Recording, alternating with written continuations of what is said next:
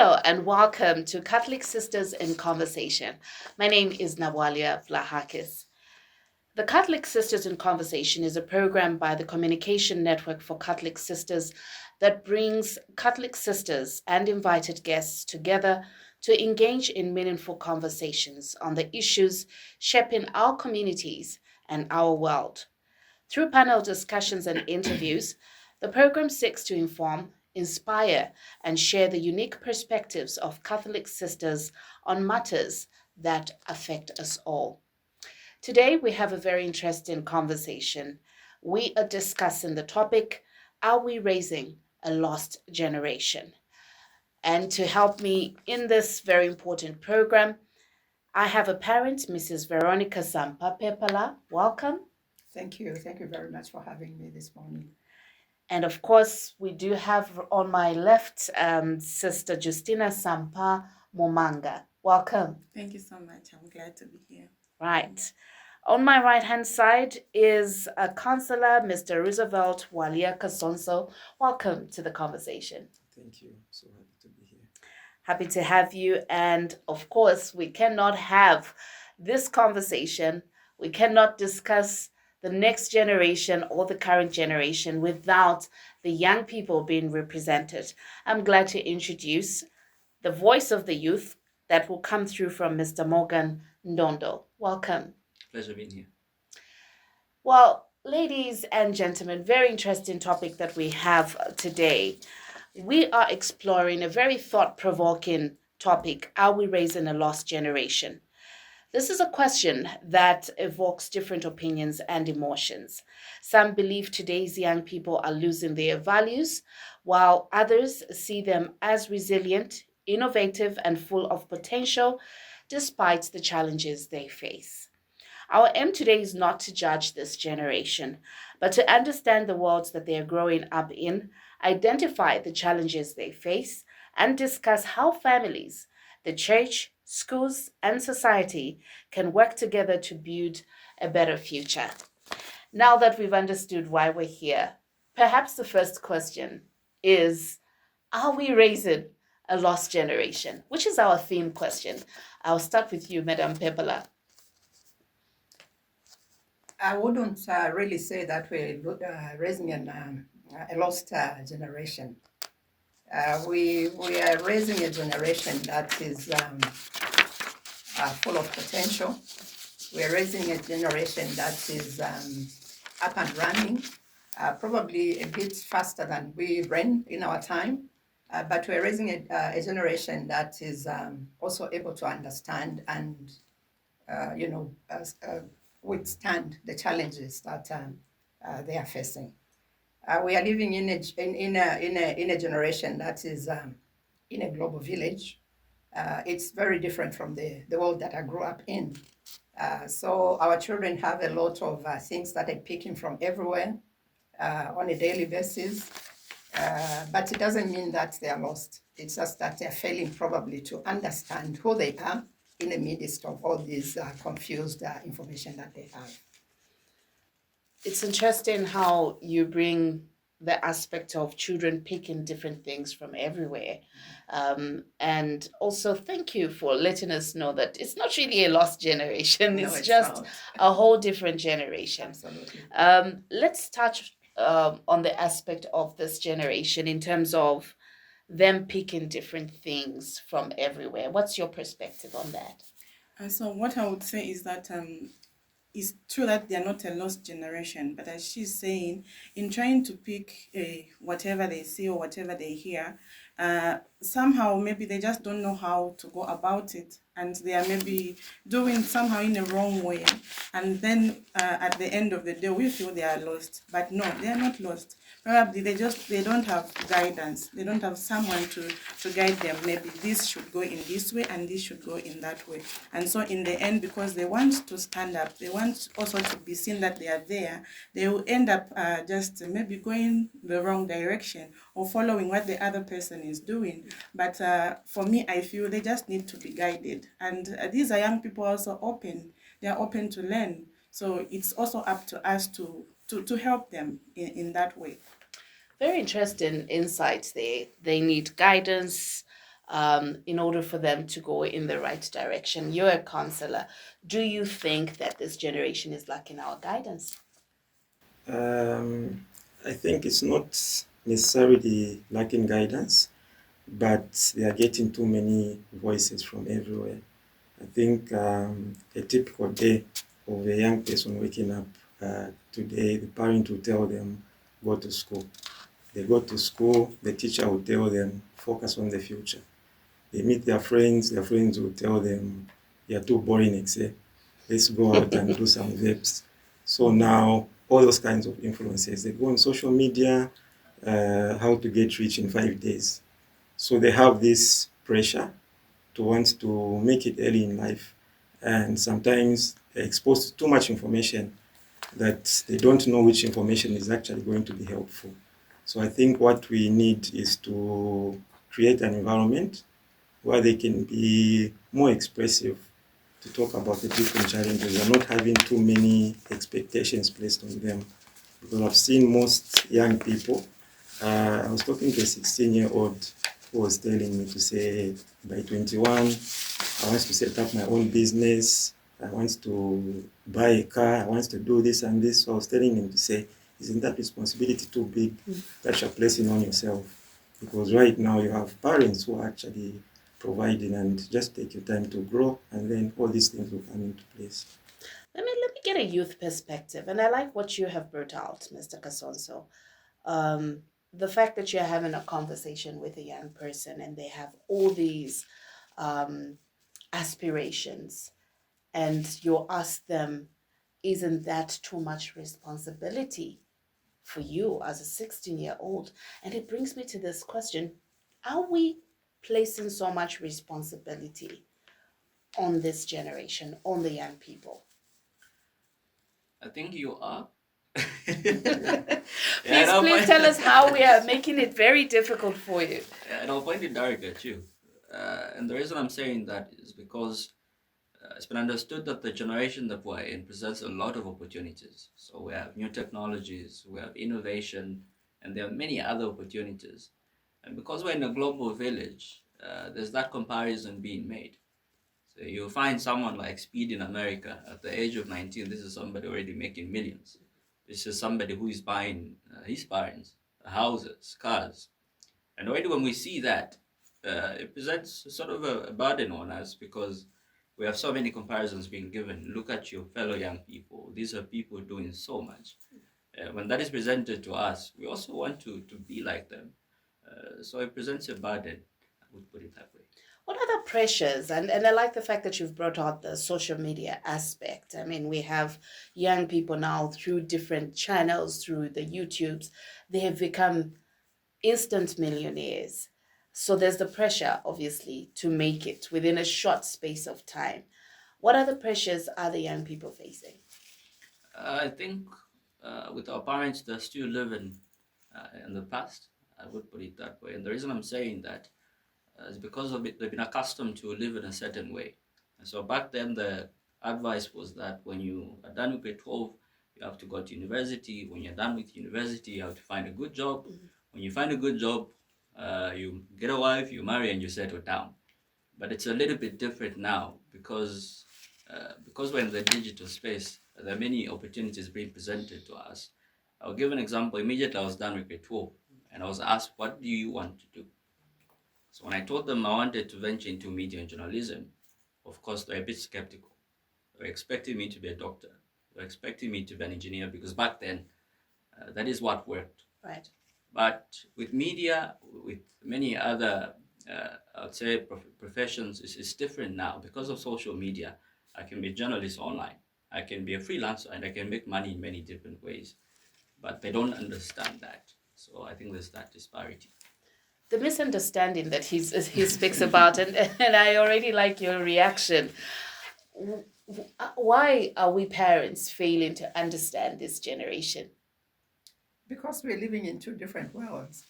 Simply, we are living in totally two different worlds. Of course, growing up, there are these tradition jobs, like he's saying, Right. that brought a lot of, joy, if you may. It brought a lot of growth to families. And there were certain things that we looked out for. I know, for me, coming from a family of teachers, my parents didn't look at anything else. My father particularly wanted all of us to become, teachers. He only had two aspects. You either were a religious or you became a teacher. Yeah, so we grew up in this tradition, communities where certain things were done in a particular way. And I can't fault our parents because that's what they knew. That's what was brought about. When he's talking about, is it Mr. Kasonso was talking about a 21-year-old child having too much responsibility? I want to differ with that because the world that I grew up in, a young man of his age at 15, you actually left your parents' home. I don't know about other tribes, but in the Bema tradition, if we're living in this, this is our parents' home. When he became 15 years old, he did his own little madhouse outside, and he moved out of this home to live there. That's responsibility already. We're talking about a 15-year-old child there. And then they progressed. There wasn't so much school in some places, so we saw them getting married at 18 and beginning a family and so on and so forth. The world that we are in is talking about, for you to be successful, you need to do school. And we're seeing it in many families and many communities. For those that are not able to do school, what is happening to them, and for those that have done school. So I'm coming from a generation that has everything staged into school. From school, you're going to go into university, or you're going to go into college, and you begin to work, and you become, a responsible young man or young woman. So when he's saying, I'm not understanding him, because this is what I know. This is the world that I know. And I'm looking at his life through the eyes that I know. And it's the eyes that has to send you to school, you finish school, and so on and so forth. Of course, there are a lot of opportunities. Even back then, there were opportunities. Opportunities could not have been as vast as we have them now. But there were opportunities. For every generation, there's always been opportunities. It's a question of how do we navigate to get to have these opportunities work for us. So as a parent, I'm looking at a daughter or a son, and I'm scared. Unless if she does school, she doesn't get anywhere. But of course, you can do many other things. You can be an entrepreneur without finishing school. But again, you need to finish school because you need to know how to handle your accounts so that you can learn to grow from this stage to the other stage. So the misunderstanding is that I know this world and he is grown up in a different world. But I'm looking at him as my child, whom I want from this stage to the other stage before he gets So you want a level of stability. Absolutely. For your child. Absolutely. Okay, that's an interesting point, and we'll come back to the aspect of the importance of having stability as a generation, as a young people. But I want to come to you as a counselor. When you're talking to both the parents and the young ones, I think what has come out obviously already is there's a lot of pressure from the young ones. There's a different generation of parents, and somewhere there's a little bit of disconnect between the two generations. How do we merge these? And how do we also just ensure that, yes, the generation is different, but can you meet the young ones halfway because times have changed? And also, as the young ones, can you accept that what we're learning from the older generation has value? How do we match the two conversations? Okay, so from what I've observed from my experiences with young people and parents, most of these differences stem from miscommunication, which starts from a very young age. I think I was interacting with this young person who's been having challenges in communicating with the parents. And one of the things that he highlighted was my parents have never actually been so present in my life. It's such that they provide school fees, they provide all the basic needs and everything else, but there is no that connection. Yeah. So he says it's now that I'm 16 years that they want to start being connected to me. But there is a gap that has been there for years. So I feel I've learned almost everything by myself. That's a young man, that's a young person saying that. It goes to the parents. The parents again wouldn't want to acknowledge their mistakes, even in upbringing. I know most parents mean well for their kids, but sometimes they get too busy, obviously trying to provide for school fees, trying to provide for their needs, that they neglect that time where they can have that connection. So you find the parent is able to buy their child a phone worth 10,000, but they're not able to spend just 10 minutes with that child. So you find the phone is going to do the parenting. Yeah. So there is that disconnect. So again, it also comes to parents also trying to understand, because sometimes what young people need is just a listening ear. They don't need to be given instructions or to be told what to do. Sometimes they need to be listened to and understand them from the perspective where they're coming from. I'm very tempted to go back to the parents. But let me bring in sister. The counselor here has brought out a very good aspect in our parenting, which is the communication aspect. How do we best communicate with, the children or the young ones in such a way that they'll be able to understand or pick from what we are trying to um, trying to instill in them for them to come out as a generation which is well guided? Yeah, so for me, I would say that we actually need to enter into dialogue with young people. This time around is not a matter of imposing. This is what I want for my child. I want you to do this. I want you to be that or whatever. As he was saying, they want you to be a doctor. They want you to be an engineer. But have they heard from you? Do they know what you want? So for me, I feel it's a matter of really a parent and a child getting into a dialogue. They should find time, as he was saying, to be with their children, understand them. What is this child thinking? What do they want to be? What do they want to do? Where do they stand? So that at the end of the day, there will be that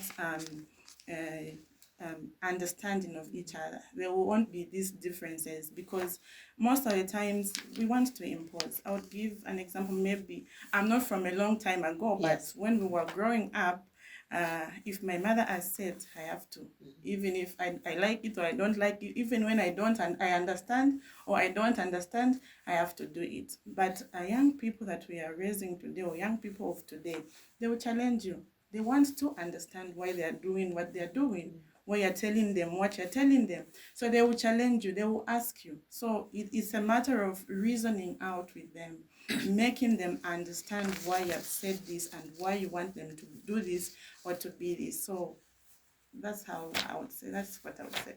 The dialogue aspect. And I agree with you. When we were growing up, you do it or you don't do it. And if you do not do it, you know exactly what's coming your way. Yes. But the dynamics now are changing. Do you prefer dialogue? What works for you? And you could even cite an example of what has happened to you in your life and in your growing up. Was it dialogue or just instructive parenting that worked for you? I think a few years ago, before social media became so rampant, I think we were having those conversations. There are times when you do something wrong. Of course, dad and mom will come up to you. What you've done is wrong. You need to adjust yourself. And sometimes you'd even get a beating. But as years went by, we saw on social media, the parent has been arrested for doing this. The parent has been arrested for doing this. And you saw to say the level of discipline as it was back then, it slightly changed. So even the conversations we used to have when I was younger, and now it's a little bit different, because now you see that you're on your phone, you're in the bedroom, and you won't see anyone coming to check up on you and find out how was your day, how are you doing. And because on your phone, and you just flash it off and you say, okay, that's fine, I'll continue as it was. There's a lack of connection I pick from the current parenting style, and we can't entirely blame today's parents. Um, there is a lot of pressure to ensure that the tuition fees are in place, to be able to manage the economic aspect of the family. So you find parents are working late now. Parents are also trying to progress in life, so they are equally studying. You literally have the whole household studying. And if they're not really pursuing their education or they're not highly educated, they are out there trying to fend for their families. So that connection is not there. And I would like for us to speak to that aspect, this connection that doesn't seem to really be there, as highlighted by our counselor. How is it impacting on our family dynamics? The lack of connection, because we have to make money. We have to go out there as parents and fend for our children. And also, to an extent, we think we're doing the best for them, because if I'm working hard and I buy you a phone so that you can be in touch with your friends and be in touch with the world, am I not doing the right thing? Sister? Okay. We'll start here and then we'll go to our parent. Actually, I feel like there's a lot of within the family, but there's a lot of there's that distance between each other within the family. There's even a lot of isolation, because each one for herself, each one for himself, each person is doing what they can just do by themselves. You even realize that today there is no time even to have a meal together as a family, because some time back, that is what used to bring us together as a family. During meals, you eat together. Even in my own family, would watch news. It was a mandate for my dad. You have to watch news. You have to be together there during time for news, because there is no way, if I am coming from school and I come to ask my father about maybe who is the minister for this and for that. So he encouraged us to watch news. So we were together during meals. We were together during those kind of things. And even some kind of recreation, no? There was some kind of recreation where we were together. But today, it's mostly, you find that if it's in the family, the mother, the father, they are busy, as you are saying, trying to study, trying to provide. So they're working out late. They're not there. The children, they are on the phone. No, each one is on the phone. Which the parents are providing, yes, by yes. the way. So there is there's no togetherness. They are not even getting to know each other at that personal level, and this is very, very important for me. Whereby, as a family, we need to know each other at that personal level. I need to know what this other person is thinking, what is the other person going through, because I will even be able to tell my sister to say, maybe I'm not feeling well, or this is happening, or my brother. But today, I would rather go on social media and share with my friend, but not my family. So I feel there's that distance within the house, within the family. There's no togetherness. There's some kind of isolation. Each person stands for her, or on her own, or on his own. Thank you so much, sister. This is Catholic Sisters in Conversation, and today we're discussing, are we raising a lost generation? Very interesting sentiments that have come out today.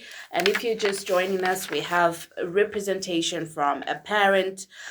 We have a Sister Justina Sampa-Momanga. We have a young person, Mr. Morgan Ndondo, and we have a counselor, Mr. Roosevelt Waliakasonso. We also have a parent, Ms. Veronica Sampa-Pepala. Very interesting conversation we're having. And still touching on the aspect of connection, which I think we have established, that it's not as strong as it should be. How do we bring back this connection in the family and in our homes, so that together as a family we can be able to make progress, positive progress? We can know what our children are going through. We can know the kind of children we're raising. How do we connect, ma'am? Sister Sampa just talked about listening to news together as a family then, which is not happening. It doesn't happen in my house. Of course, because everybody is trying to do what they can. My children are busy trying to improve on their lives. I'm also trying to. Like I said, growing up for me was a community aspect, which has been taken away by the world that we are living in today. we have to, rightly you're talking about everybody pushing. I'm actually going to school as is. So you're trying to push, you're trying to improve on every aspect. And it takes away everyone's time. He's coming in from school very late because maybe he's staying for tuition, or maybe he's doing night school, that kind of thing. So we don't have much time to sit and listen to news together and even eat together, unfortunately. But as parents and as communities, we need to make a deliberate policy that we need to have some time for conversation in our homes. And it must happen, because if it doesn't, then we completely are lost. We're not talking about the lost generation, but we're talking about the lost communities. As families, we are lost. As communities, we are lost. It's very difficult because we are leaving home very early in the morning from Chongwe, and you're coming to work in Lusaka. So you have a maid as the assistant mother to these your children, and you're coming back very late again. So you're tired, and generally you're a human being. So you need to rest, and you need to, but we need to begin to go back to the drawing board. We need to create some spaces, even with all this confused space, we need to create family time. We need to find days when we all can be together to eat together. We need to do that, and we need to do it deliberately. If Mr. Pepala is the managing director for whichever company he works for, he must create some time. I must create some time. My children need to create some time so that we are able to eat together.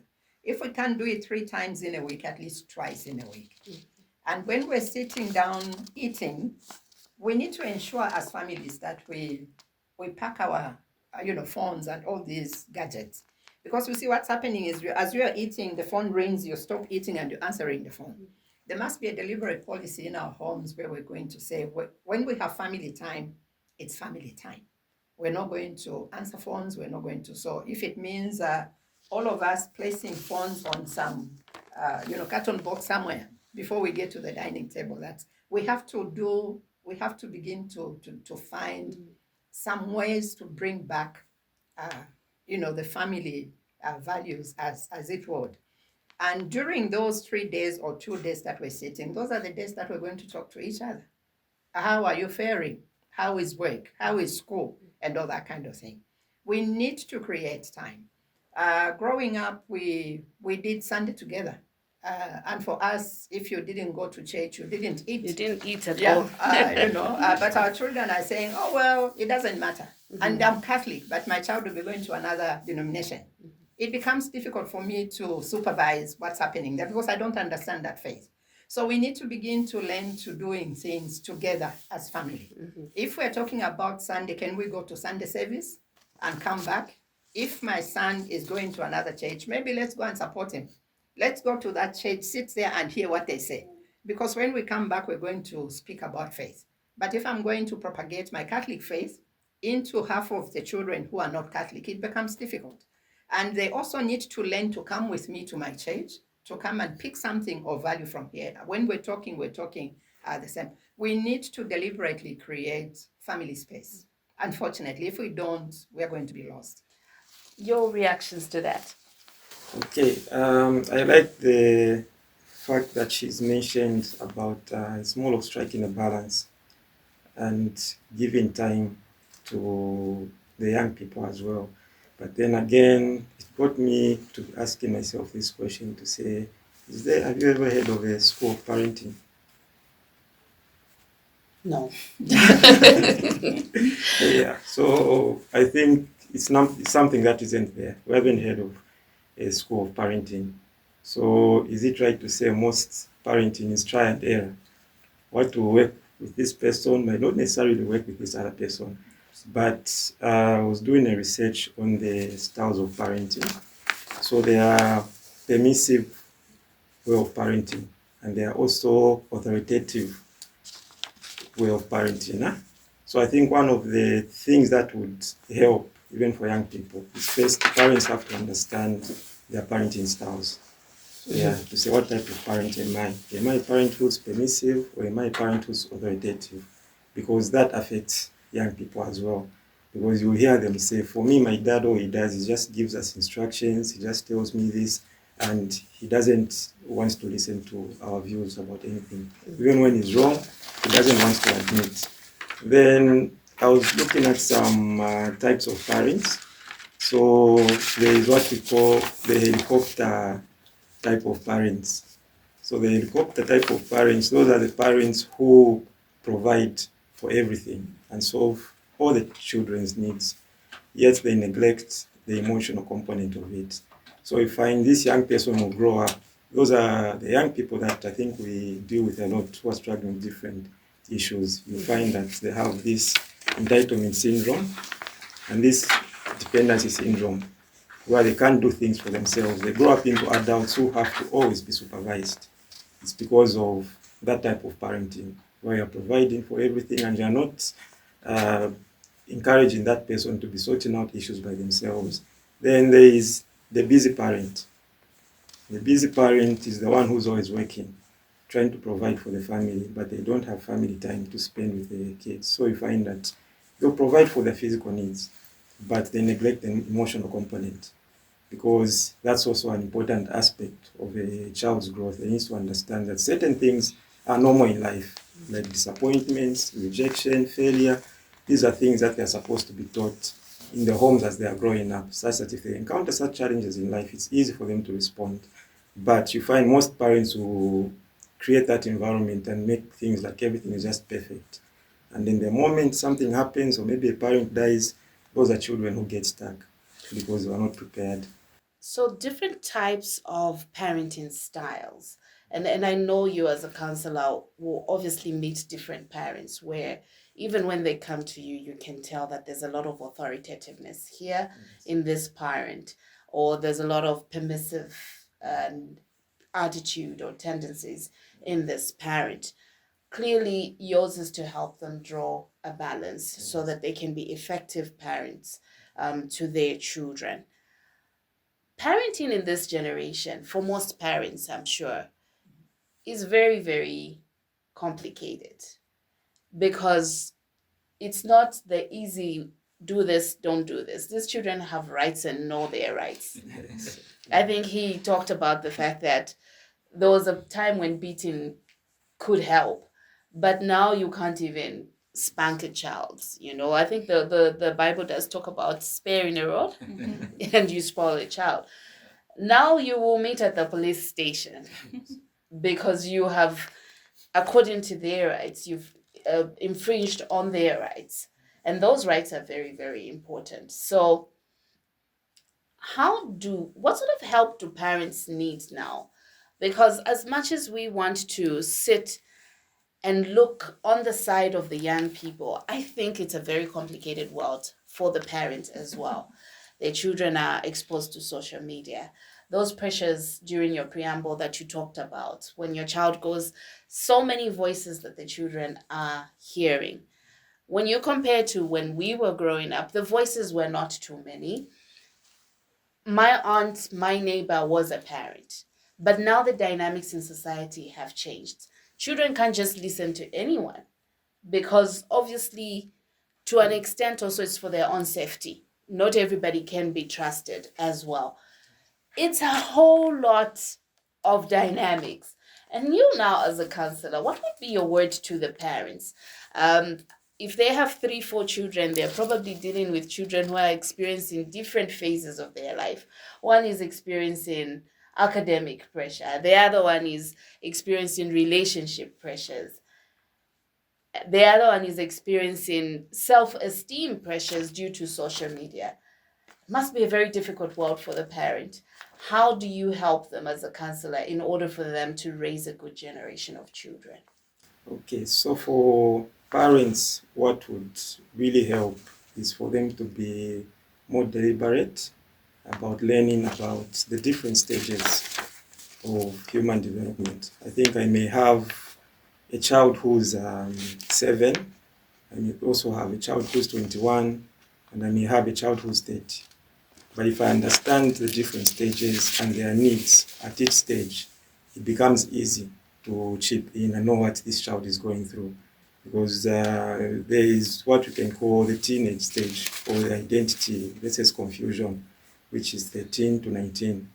So during that stage, when a child is growing up, they have these tendencies to be rebellious, they will listen to their peers, and usually this is the age that most people fall into drugs and experimenting with different lifestyles because they're trying to come up with an identity. So at that stage, the parent needs to understand, to say what I need to look out for are the friends that this young person is hanging around with, because those are playing the bigger influence. Because I've seen parents who've sent kids to expensive schools, and when they go into those expensive schools, that's why now they pick these vices or vapes, smoking cigarettes and what, because they're meeting people from different cultures. So if I'm able to understand the different stages and the particular needs at that stages, it makes it easy. Then I also have to reflect about my own parenting styles to say, what type of parent am I? Am I just focused on this child performing well in terms of grades? Because there are young people who deliver good grades and 6 points, but you find that the behavior, they have also accumulated some other toxic behaviors. Right. Yeah. Right. Morgan, what do you make of this? The fact that your parents as well are struggling. How do you, as a young person, fit into this conversation, especially finding a way of understanding their parents as well? I think it's important because the different dynamics that we're looking at. I'll give an example. My parents are quite old. Right. Not really old.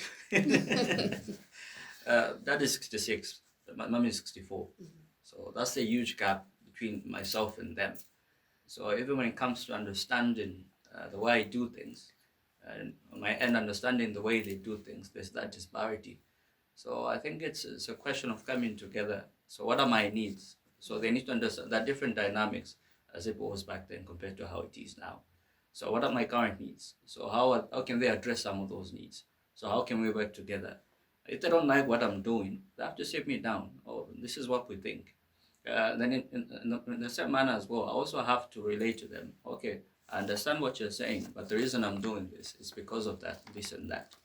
Then just giving a response to the question that was asked when it comes to connection. Right. So how can we merge that bridge? I would say the way things were back then were better compared to how things have been run today. I know we have new challenges. I know this is a new generation, but what used to work back then could still work now. I'll give an example of this setup, the extended family. Back then, you have cousins, you have nephews, you have people that will come from different places within the family, and you settle down together in this one big house, and you have different personalities. These are people with different traits. But because we're together, we're learning from each other. And we'd sit together at lunchtime, we'd talk, they'll tell us stories how things were back then, how things used to run back then. So I think these are some of the things that will have to be considered. Morgan brings out a good points where he says what worked then can still work. What are some of the practical steps that we can take as adults and mentors to ensure that we provide the necessary encouragement to the young people in the right direction? So some of the practical things that we can do is first of all to engage young people in activities that could actually help them. For example, as we are talking about doing things together and all that. I'll give an example whereby today it's a Sunday and my child is not going to church. Me, even as a parent, I don't care. I haven't even asked, why didn't you go to church and things like that, because I believe that even with all these things that young people are exposed to, faith still remains something important, something vital, because they need it. If they didn't need it, we wouldn't need churches today. Right. Yeah, but we see that even at church today, we still have young people who are more committed. So it's a matter of helping young people engage with other young people or with other people, not always my child in the house, alone in the room with the phone and everything, but to help them engage with other people, to socialize, because that is something that will also build their character. And as he was saying, today is just me and my children. They don't even know other relatives. I think it's still important even today that we take time to visit, no? They visit their relatives. Oh, you have your uncle there and your cousins. They get to know each other. Because going forward, I even see where young people will be marrying each other within the family because they don't know each other. They don't know who's their cousin. They don't know who's their whoever, uncle or whatever, because they only know their father and their mother and their siblings within that house. Right. But it's still, for me, important that we still have to help young people in get engaged into activities of faith. Maybe they need to find time to go to church, to interact with other young people, to also listen from others at a one-to-one level, not only on social media, as well as introducing them to our families, to our relatives. Let them know other relatives that are there, not only their parents, not only their siblings. Very interesting aspect that you bring out, and I have seen it sometimes when you meet for these family functions. That's when you start introducing, and the confusion is very loud because then you're trying to connect someone to a child. Do you know that one? This one is the young sister, and it gets so confusing. So I agree with the aspect of let's get back to connecting as families, just as Morgan has put it. What do you make of the importance of bringing the families back together? What it used to be in the old days. I tell my children now that, when eating shima, we used to put shima down the nemi nani on the other side and would sit together and eat. And that way I still remember some of my older cousins because of those family memories that we made. How do we go back? How do we merge positive aspects of the past into the present? Family dynamics are quite challenging. Even in our time, there were families that didn't allow other family members Right. to come into their spaces, particularly for those families who were either working, they didn't quite accept others to come. The family dynamics are very challenging, but thankfully for me, we grew up in a communal family, and I'm happy to say that my children know each other. Right. For us, there's nothing like this is my nephew. We say this is my son, and this is my daughter, and we don't ask. The children know.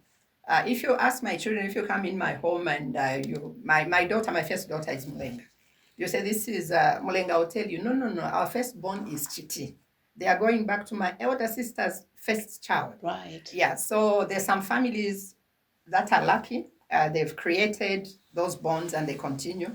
But the families that are also very difficult, they don't even accept their own, siblings, children coming into their own. But it is important for us to go back there because that's the only thing that is going to bridge this gap. Mr. Kasonso talked about the helicopter parent and the busy parent and all that kind of thing. And you also brought in a very interesting aspect together with Morgan of human rights. Unfortunately, we don't have parent rights. It's only the children who have rights. When Mr. Kasonso is talking about providing for these children, sometimes we stray. We have to do everything that we can in order to uphold the family. Right. Some of the children are very difficult children in our own homes. Some of the children don't even want to take part into anything that is happening in the house. Some of the children will eat and leave their plates where they're eating from. And you ask them to pick and they say, oh, well, I can't do it, whether you have a maid or not. Every family has its own structure. We have the way this family lives, the way this family, and growing up and marrying, particularly if I can go to that aspect, When Morgan wanted to get married and went to Mr. Kasonso to be the forebearer, Right. Mr. Kasonso go to the next village or the next family. They used to look out for certain things. If it's a family that quarrels a lot, if it's a family which insults, if it's a family that are lazy, and so on and so forth, they will tell you, that's not a good family. They will point out to another family that had some values that can. Unfortunately, it's not happening now because they are meeting everywhere and then they get married and then they come back together with all these hardships. But our children, some are good children, others are very difficult children. No matter what parents do, they don't want to listen to it. There are some children who don't even want to do their own laundry. Right. Growing up, we were taught to, in the name or in the aspect of disqualifying the helicopter and doing everything, we were taught to clean after our own, surroundings. We were taught to make our own beds. We were taught to do our own laundry, and it's happening in some of the homes now. But in most homes, it doesn't happen. When you tell your child to clean, they say, I can't do that. The maid is there. Why are you asking me to do that? Mm-hmm. Even we had some maids growing up and we didn't have maids, but we learned work to do certain things for the way our parents wanted us to do. These days, if you ask one of my daughters there to cook, they'll tell you, Mommy, me, I can't do those. You're old-fashioned. We can do the debonair thing and all that kind of thing. Takeaways. Yeah. And when a parent dies, those are children who are failing to, find their own spaces because they can't do anything. And it's not that as parents we're failing to instill discipline in our children. We are trying to instill the good values, but our children are becoming very difficult because they will tell me, Mommy, what you're telling me is in the olden days. Social media today says this, so I'm going to follow social media. Growing up for us, our parents didn't struggle. We had grandmothers who taught us how to live. They taught us how to look after ourselves. But these children have parents through the television. Television is the parent. Social media is the parent. When you come to say you do this, we need to begin to learn to. The communication cannot happen if we are not respecting each other's spaces. When Morgan is telling me that my parents are old, yes, they are old, but they were also young. And we also were taught by our parents, this you cannot do, this you can do. We didn't fall from anywhere. We came from families who guided us, families who helped us to become parents that we are today. When Mr. Kasonso is saying we need to understand the phases of children, that's all we do as parents. Mm-hmm. I cannot treat my 7-year-old child as the same as I treat Morgan, who's 28. I grow up with these children in these different phases, and I navigate. There's no school for parenting. Sometimes we are responding to what society is throwing in our faces. But we have some parents who are very difficult parents, and we have children who are also very difficult children. And unfortunately today, there's the human rights. If I say you do, he will go to the police and say she's abusing me. Oh, she talks too much. I can't even have space. Or, so we need It's not good for my mental health. Absolutely, absolutely. So we need to respect each other's faces, and we also need to begin to acknowledge our strengths from my 60 years old and from the 10 years old of a child. But communication is very important. Right. And we need to bring back the family aspect. The parents, the aunties cannot be because I'm here in Lusaka, and most of my family are in Kasama. But whoever family that we are, the community is a family. So we need to teach our children, this is your mother, this is your father. That's what they taught us. Mm-hmm. And we didn't ask many questions. Whether we are related to them or not, we called them mother and father and grandmother. Interesting conversation there. And of course, I wanted to just find out, with everything that we have discussed, one thing is for sure, that if we fail to understand the challenges that young people face, and if we fail to equally understand the challenges that our parents are going through, we risk leaving each other without the necessary support Absolutely. that we need. What kind of support do the young people need? And I'll come to the older generation as well to find out what kind of support do you need so that we can together merge these two generations and be able to ensure that we give the necessary support that brings about the society that we desire to have. You're a counselor, you've heard from the two generations. She has highlighted the children are difficult, and I would like for you to come in as well because you do interact with a lot of people, with friends as well, and peers. And you have these conversations where even the young ones say parents are difficult, but we can't leave each other behind. We need to, at some point, move together in order for us to make positive progress. So I want you to come in, and then Sister will come in to just look into the future. How do we merge these very difficult dynamics that we have described? Okay, so young people need a lot of support. I know times have changed and we can't go back and reverse what was happening and what is happening now. So I feel they need more mentorship, they need more bonding, even just from a young age. Parents need to set their expectations when they're raising that child. Also encourage having those uncomfortable conversations, because what's happening now is a child will grow up and they're being raised by social media, other friends, and all types of influences. By the time the parent comes to chip in, then it's already too late. They have already gotten other habits from other cultures. So we need to be involved in their upbringing from a tender age. I think just like the Bible says, that train a child in the way he should grow and he shall not depart from it. Yeah, I think for us it was a taboo for me to answer back to my parents. Right. But nowadays you'll find that even a child will slap the parent. So we find a lot of things have gone a bit wrong because there was no that proper guidance of what's expected of that child. Mm-hmm. So they'll grow up now with all these other influences. So we need more mentorships. Yeah, I love, there are certain organizations that are providing mentorship sessions for the young boys, just trying to restore them back to the way they're supposed to be as men. And I think it extends even to the females.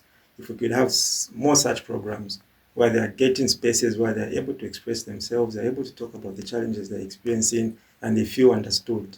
Because for most parents, we want to give instructions, we want to guide them, but we are not listening to them, because sometimes what young people need is just an ear to listen to what issues that they have, rather than giving them advice. So I think that would help a lot. And also just acknowledging, just as parents, they say, atumwana kasembe, yeah. So we should never get tired, even when young people err. Yeah, but we should be always there to pull them up and just also teach them to say it's okay to stumble, it's okay to fall sometimes. Mm-hmm. And with every child, it's not a one size fits all. Every child is different. I think I've heard this several times from young people to say, my parents like to compare me to their neighbor's child. To say, why can't you be like that one? Why can't you be like that one? And that also frustrates them. They say, me, I'm just myself and I can't change. I can't be another person. Yes, yeah. Okay. The practical steps that we can take to merge the two generations for progress, positive progress as a society. So the first step for me is, first of all, to get involved, to enter into the life of these young people. Mm-hmm. As parents, as elders, let us get involved into their lives. I feel we have left them alone these days too much, but we need to enter into their lives. Let us understand them. Let us know what are they, what is happening in their lives, and in that way, we'll be able to even support them, even in terms of their career or what they want to do. It's not a matter of just saying, I want my child to be this, but also if we enter into their lives, we understand what they want, what it is that they want to be or to do, then we'll be able to support them in that way. We support them, we give them guidance. We even, if there's somebody we know in regard to what they want to do, can also help, maybe talk to them. We encourage them to see that person as, oh, as he was saying, maybe we create systems where young people can have these mentorship workshops or career guidance workshops, so that they try to remain who they are, but also open to learn and to see how they can navigate in their daily decisions and choices that they make. The aspect of positive role models comes in. Just how can young people be able to peak and know that this is the right figure that can aid me in the right direction? I think when we talk about the aspect of role models, social media still comes into play because we have mentors. I can't see him. Maybe I've never met him before, but I see what he posts. I see what he talks about. I can pick him out as a mentor. But at the same time, it becomes a bit difficult differentiating between popularity and character development, because you'll find this person is so popular, followed by many young people, and you'll see a mentor in that person, not knowing to say this is somebody outside social media becomes like this or does these things. So I think understanding who is the right mentor and what are some of the attributes that we're supposed to pick out, even if it's Facebook, even if it's the internet overall. What exactly are we looking for? That plays an important role. Not running away from the physical mentor as well. So from within the circle, be it our uncle, be it our brother, or even just the neighbor, we can also look out for certain traits, because we're living in a world where we have broken families. And one of the reasons is because of social media. So you might find this is a boy being raised by a mother without a dad. Right. So they're missing a mentor who is a dad. So they can also pick that mentor from their neighbor. They can pick that mentor from their uncle. If that's not available, you can also run to social media. But you need to understand to say there are certain things you also have to look out for there. Not everybody's a mentor. What are the positive attributes that you think young people should look forward to? I think one of the points you mentioned is we're looking at getting wealthy or getting rich as quickly as possible as we can. So you might want to find someone that made money within a day, but you don't understand where that money came from. So I think it's important that you understand where that person is coming from. What are some of the things they've done in order to get to a position where they are. Then it's also important reflecting on who you are as a person. Because even as a mentor, there's supposed to be similar traits or that you need to carry a similar personality as you do. Right. Because then it becomes easier for you to fit yourself into their lives. Yeah. I would like to come to you as a parent. If you're to pick out a mentor for your child, what are some of the attributes you'd be looking out for? And how do you guide your children or the young ones to say, that's the right path, that's the right person for you to look up to?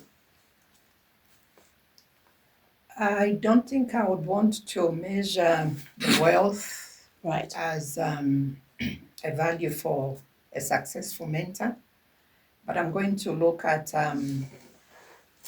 somebody who is consistent in the manner that they've lived, somebody who is working hard to give themselves a better life, somebody who is respectful, somebody who doesn't need to explain who they are to me or to my children, but we are able to pick certain values from them. I'd look for somebody who, when I'm talking about consistency, what kind of lifestyle do they live? If they're married, both men and women, what are they bringing to their families? Right. What kind of married life are they leading? Are they people who love change? Somebody who contributes positively to the community. I don't need to ask them, but when I look at them consistently and I see that they're able to do certain things, of course we all falter, but somebody who's not looking to grow their money today for tomorrow, like he says, we don't know where that money is coming from. But somebody who works hard, somebody who's respectful, somebody who's consistent in the way they are living their life. Interesting how you bring out the aspect of you need to look for role models that are, for lack of a better term, real. Absolutely. And we're living in social media times where glamour and instant success, as you have mentioned, seems to be what people are celebrating. Are we celebrating the wrong things as young people? And just how do we bring ourselves back to, you know what? It's very possible that someone can put on their makeup today and look good in front of the cameras, but when they switch off their cameras, they're literally depressed people and they are crying. And maybe it's just also important. How important is it for us to be very real, even when it comes to these social media spaces? Because these are the spaces that are influencing our young people. I mean, it's very confusing that on one moment you hear of this person is successful and they're doing so great. They've got these beautiful pictures. Within a period of 6 months, the story is different. Maybe it's a story of that glamorized marriage or that glamorized success has landed them into trouble. How do we ensure that we bring out the realities of what life should be? I believe you can't pick everything from one basket. So I'm saying that because you can't pick everything good from one particular person. So every person brings something worth learning from. So I'll look at him, there's certain interest that I can pick from him. I'll look at him and there's certain interest that I can pick from him. Then it's also important that we also understand the people who are seen as mentors, how their lives are outside social media. Because we're only seeing what's happening on social media. But when the camera is off, what do they do? How do they respond? So these are some of the things that you need to consider. I've also had a privilege. So LinkedIn now, with the coming of LinkedIn, Right. the professional side, as they put it. So you can find mentors there. But you can also go as far as asking if you're able to meet that person physically, because it helps you appreciate who they are on social media and who they are on social media as well. Then there's some of the things that you mentioned is wealth. Is it the only thing that we have to look for? And I wouldn't say it's the only thing. So there are people who might be rich, they have wealth, and yes, it's worked hard for them to get to where they are. But aside that, everything about them is bad. So wealth is one of them. Yes, we want to be successful, as it's been put. But again, you also want to have a stable family. You also want to have a stable relationship. There's mental health as well. Those are some of the things that you also want to look at. So that's why I'm saying you can't pick everything from one basket. So look at what they have to offer. What are the good traits that you can pick from them? Everybody has a bad trait. But what are the good things you can pick from them? And that's what you take. What makes a positive role model for you? For me, I look at a person who is able to give witness of their lives. How are they living their lives, as everyone is talking here? It's not only, for example, on social media, but even outside social media. Who is this person? So a person who is able to give witness, a person of substance, a person who is disciplined. People need to be disciplined in all areas of their lives. So I am looking at this holistic way of living life. Right. Yeah. Right. We're heading towards the end of our program today. It's been an interesting conversation, and obviously one that can keep going. We were discussing, are we raising a lost generation? And a lot has come out. But perhaps as we draw towards the end, the question would be, what should we do in order for this generation not to be lost? And I'll start with you. So I'll keep my answer short. So this is a collaborative venture between the older generation and the new generation, because like I earlier alluded to, so what used to work back then can still be used as it is now. It's just a matter of adapting. So how can we tailor it in a manner that it will work for this generation? A lot of guidance will be needed. We're facing new challenges and we're somewhat lost because we don't really have that guidance. Right. Yeah, because we're about learning. And I think social media, it's important that we accept that the influence goes both ways, because we also have parents who are learning from social media. And now we have children who are learning from social media. So when we accept that that's a challenge now, it's a question of how do we use social media to our advantage. So these are new challenges that we're facing. But what are some of the solutions that we can come up with that works both ways, the older generation and the new generation as well? Thank you for that insight. Counsellor? I think this is something that all the, I call them stakeholders, needs to come on board, starting from the schools. They need to play their part in making sure that these students that are being prepared, they are not just focused on academic performance, but they should not also neglect the emotional side of things, and also learning them or teaching them on how to deal with failure, how to deal with disappointment, how to deal with different types of setbacks that we may encounter in life. The family system as well, we also need to be very involved in the upbringing of different people in our homes, and just deliberately schedule for family time Right. like it used to be. Yeah, even just take 30 minutes, 1 hour just to check in with everyone, and I think it will bring about more connection. And even just providing young people with mentorship opportunities and just practical tools for them to go about in life. Thank you for that. Sister? Yes, so for me, as I said earlier on, also that we need to get involved into each other's lives, into the lives of the young people. They also get involved into our lives, and then everyone has something to offer.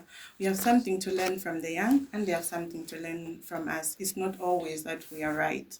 We can also learn something from them. So it's a time to really engage into these conversations together, into dialogue with young people.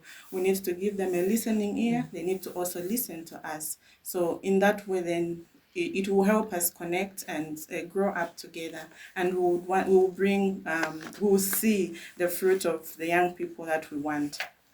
Thank you so much, sister, for those sentiments. And finally, our parent.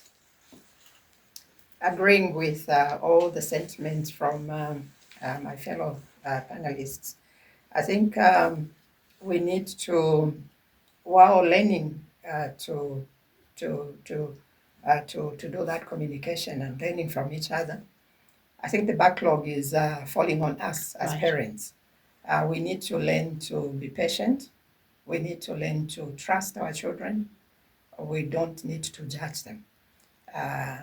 If the next door neighbor's parents are successful in academics and work, it shouldn't bother me because if my son or my daughter is strong in other areas, those are things that I need to focus on.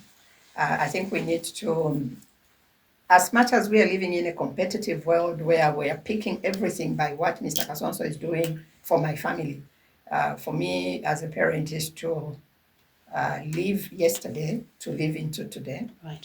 but to be patient, to be trustworthy, and not to judge my children, but also live a life that as a beacon of hope to my children and other children within the area. For those role models that we're talking about. Thank you very much.